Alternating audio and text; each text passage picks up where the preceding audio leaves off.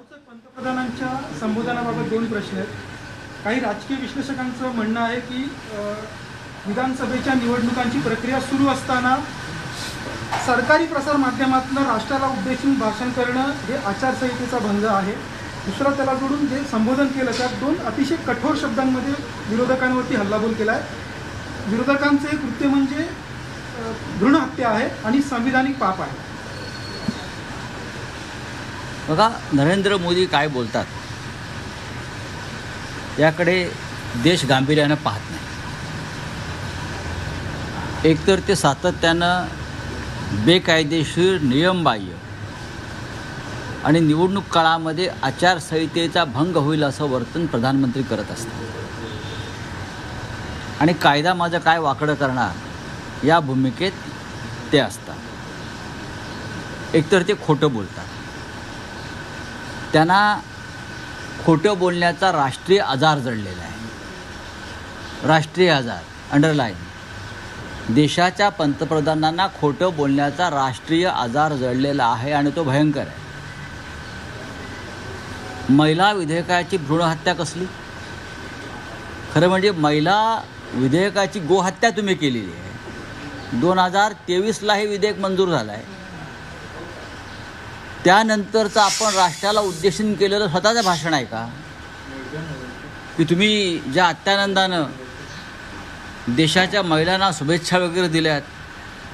या राज्याचे मुख्यमंत्री देवेंद्र फडणवीस यांचं सप्टेंबर 23मधलं तुम्ही निवेदन आहे का? ट्विट पहा. 2023 नंतर 23ला मंजूर झालेलं महिला विधेयक, आरक्षण विधेयक ह्यांनी अद्याप अंमलात आणलं नाही. याबद्दल नरेंद्र मोदींनी संपूर्ण देशाची माफी मागायला पाहिजे. संपूर्ण देशाची. हे मगरीचे अश्रू ढाळणं बंद करा. लोक आता फसणार नाहीत. राष्ट्राला संबोधन काय असं संकट राष्ट्रावरती आलं आहे काल? एक डिलिमिटेशन बिल तुमच्या मनमर्जीनुसार जे आणत होता त्याचा पराभव झाला. हे राष्ट्रावर संकट नाही, फार तर भारतीय जनता पक्षावर संकट आहे. आणि भारतीय पक्षावरच्या संकटासाठी राष्ट्राला संबोधन करणं हा मूर्खपणा आहे. भारतीय जनता पक्षाच्या पराभवासाठी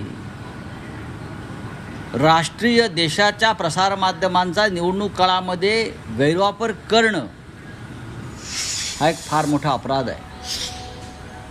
जे छाती पिटून घेत आहेत, आक्रोश करतायत, ढोंग करतायत महिला आरक्षणाच्या नावाखाली, त्यांनी 2023ला काय झालं संसदेमध्ये ते एकदा तपासून घ्यायला पाहिजे. कालच्या भाषणामध्ये मोदींच्या 86 वेळा काँग्रेसचा उल्लेख होता.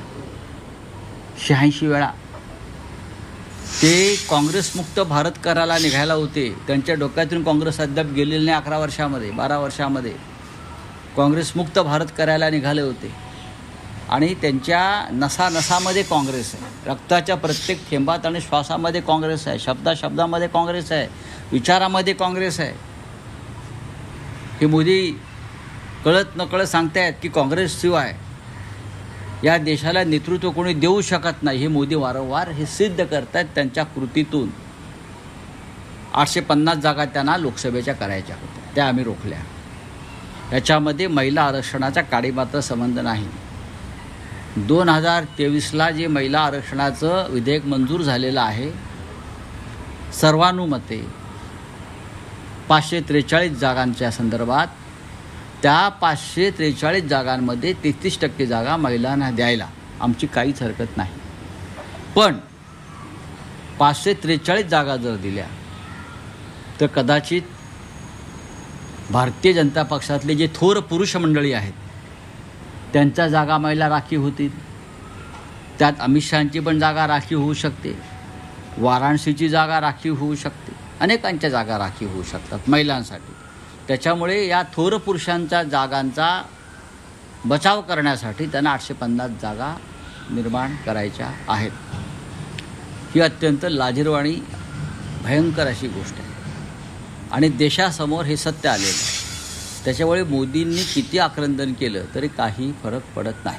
परंतु राऊतसाहेब, या निमित्ताने खरं तर भाषिक प्रांतवाद पण पुन्हा उफाळून आला असता. उत्तरेकडील राज्यामध्ये सर्वाधिक जास्त मोदींना हा देश कायम पेटवायचा असतो. कधी लव जिहादच्या नावाखाली, कधी धर्मांतरणाचे मुद्दे निर्माण करून, कधी कोणी काय खावं हे मुद्दे निर्माण करून.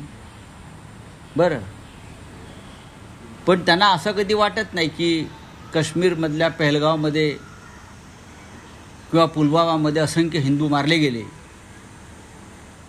त्यांच्यासुद्धा माता, भगिनी आणि पत्नी या महिला आहेत. त्या महिलांचा आक्रोश त्यांना कधी दिसला नाही. पण राजकीय आरक्षणामध्ये त्यांना महिलांचा आक्रोश दिसतो आहे. छाती पिटत महिला खासदार वगैरे ज्या राहुल गांधीच्या घरासमोर वगैरे जे काय फिरतायत ना, ही ढोंगं बंद करा. ढोंगं तुमच्या या ज्या कृती आणि या ज्या काही ॲक्शन आहेत महिलांच्या, जग हसतंय त्याच्यावर, जग हसतंय. परंतु ह्या सगळ्या बिलच्या संदर्भात खरं तर स्टॅलिन प्रामुख्याने समोर आले. त्यांनी ते बिल जाळलं. राज्यातले नेते फक्त, आपल्या महाराष्ट्रातले नेते मंडळी फक्त बोलले, तुम्ही देखील संसदेत बोललात, परंतु कोणताही महत्त्वाचं राजकीय नाही, बरोबर नाही. पण आम्ही सगळ्यांनी मिळून ह्या बिलाचा पराभव केला ना. तुम्ही असं कसं काय म्हणता? काही लोक म्हणतात महाराष्ट्रानं काय केलं. बघा, महाराष्ट्रावरती या बिलासंदर्भात तसा अन्याय झाला नाही. 48च्या 72 जागा झाल्या, आपण पाहिलं असेल. तरीही आम्ही दक्षिणेतल्या राज्यांवरती अन्याय होतोय किंवा भारतीय जनता पक्ष हा देश तोडायला निघाला आहे, देशाचे डिव्हिजन करायला निघाला आहे, फोडाझोडा राज्य करा, या एका भूमिकेवरती आम्ही एकत्र राहिलो आणि दक्षिण विरुद्ध उत्तर हा संघर्ष पेटून या देशाला आग लागू नये म्हणून आम्ही स्टॅलिनच्या बाजूने उभे राहिलो.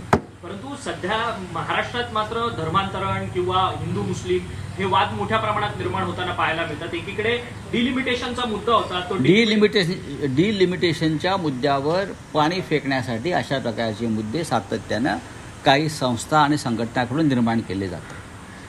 खरं म्हणजे याचा पूर्ण तपास व्हायला पाहिजे.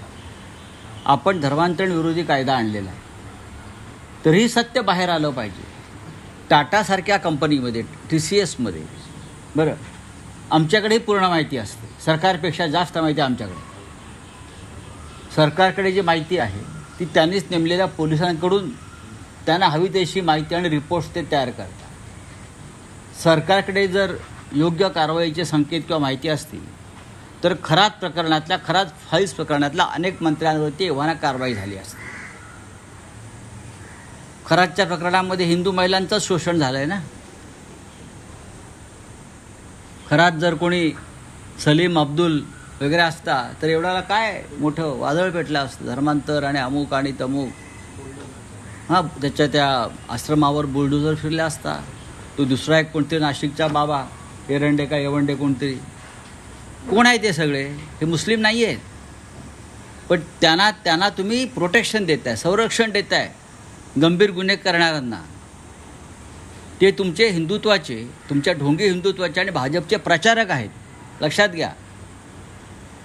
पण TCSमधल्या एका प्रकरणामध्ये तुम्ही जणू काय देशावर संकट कोसळलेलं आहे. हां, देशाचं इस्लामीकरण झालेलं आहे. या देशामध्ये 80 कोटी हिंदू आहेत, लक्षात घ्या. 80 कोटीपेक्षा जास्त हिंदू आहेत. या देशाचा प्रधानमंत्री हिंदू आहे, या देशाचा राष्ट्रपती हिंदू आहे, या राज्याचा मुख्यमंत्री हिंदू आहे, या राज्याचा राज्यपाल हिंदू आहे, या देशाचे तिन्ही सेनाप्रमुख हिंदू आहेत, या देशाची सगळी सूत्र हिंदूंकडे आहेत. कशा करता हिंदू खतऱ्यामध्ये येईल? आणि हिंदू खतरात आला ना तर आम्ही आहोत ना. तुम्ही कशाला नाटकं करायला पाहिजे? बाळासाहेब ठाकरेंची शिवसेना आहे, आम्हाला माहिती आहे हिंदू कधी खतऱ्यात येतो आणि कधी नाही. हिंदू जेव्हा खतऱ्यात आला होता तेव्हा हे भाजपवाले शेपट्या घालून आतमध्ये बसले होते 92 साली, आणि बाळासाहेब ठाकरेंच्या नेतृत्वाखालची शिवसेना ती रस्त्यावर, आमचे 72 लोकांचे त्यात बलिदान झालेलं आहे. 72. हे कुठे होते तेव्हा? नितेश राणे म्हणतात की बॉलिवूडमधल्या खान लोकांमुळेच लव जिहाद होतोय, त्यामुळे शाहरुख खान, आमिर खान अशा खान अभिनेत्यांचे चित्रपट पाहू नका. असं तुमच्या देवेंद्र फडणवीसांना सांगा किंवा नरेंद्र मोदींना सांगा. खानांची खानावळ त्यांनीच चालवली आहे ना त्यांच्या स्वार्थासाठी. त्यांना सांगा. त्यांची भूमिका चुकीची इतकंच मी सांगतो. या देशामध्ये हिंदी सिनेसृष्टीमध्ये जर आपण एक इतिहास पाहिलात तर दिलीप कुमारपासून मीना कुमारी, मधुबाला ही जी तुम्ही नावं घेताय, हे सगळे लोक हे मुस्लिम समाजातून आले आणि त्याने आमची सिनेसृष्टी समृद्ध केली. आमची सिनेसृष्टी मेहबूब खान, त्यांना माहीत नसतील ही नावं कदाचित. शाहरुख खान, सलमान खान आताचेच आहेत आणि ते तुमच्याच पक्षाबरोबर जास्त असतात. नारायणराव राणे यांच्या वाढदिवसाला कोकणामध्ये किती खान गेले होते? गेले होते ना. त्यात खान मंडळी असावीत. RSSच्या कार्यक्रमात सलमान खानला जेव्हा बोलवलं त्यावरनं देखील वाद निर्माण झाला होता. आहेत ना. जपून बोललं पाहिजे. आपण या राज्याचे मंत्री आहात आणि या देशाचं संविधानाचा जरा अभ्यास करा. सर, तसंच विधान देवेंद्र परिषदेबाबतचा फडणवीस प्रश्न सगळ्या आहे. पातळी- विधान परिषदेबाबत काँग्रेसने भूमिका स्पष्ट केली आहे की जर उद्धव ठाकरे निवडणूक लढवणार असतील तर आणि तरच फक्त काँग्रेस पाठिंबा देईल. अन्य नाव जर दिलं तर पाठिंबा देणार नाही. काँग्रेस स्वतःचा उमेदवार उभा करणार. असं कोण म्हणतंय? हर्षवर्धन सपकाळ म्हणतात. म्हणू द्या, काय हरकत नाही म्हणायला. म्हणू द्या. राज्याचे प्रांताध्यक्ष आहेत ते. त्यांच्या एकच जागा मिळणार आहे तिघांना मिळून. त्याच्यावरती का फार धोरणात्मक निर्णय घेण्याची गरज मला दिसत नाही. अलटून पालटून घ्यायचे आपल्याला, एवढंच आहे. सर, पण देवेंद्र फडणवीस सगळ्या पातळीवरती फेल होताना पाहायला मिळतात का? कारण